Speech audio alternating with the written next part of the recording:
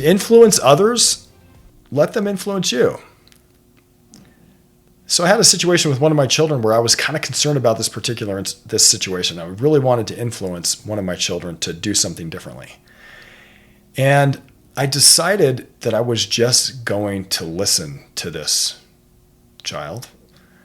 And I did listen. And as I listened, I realized that maybe I was thinking about this problem in an incorrect way.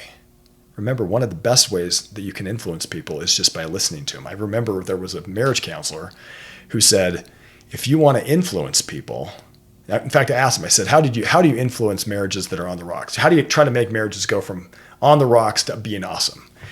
And he didn't hesitate. He goes, that's easy. I listen to them. Listening is one of the biggest things you have to influence your children, your spouse. Shut up and listen to them and watch how your ability to influence goes up. But you've got to really listen. Not listen with intent to respond, or I'm going to be reactive and blow up at you after I'm listening. I'm saying just really listen with the intent to truly try to see it from their perspective, through their eyes. Well, what happened is with this one particular child, I was able to do that. I'm not always good. In fact, I'm sometimes a very bad listener, but I was able to do it at this time. And I realized that I was probably thinking about it. I said, you know what? You've influenced me. You've changed the way I've thought about it. Thank you.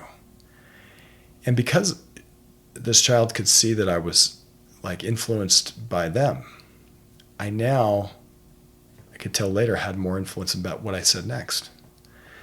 So if you want to have other people influence you, let them influence you. Realize that influence is a two-way street.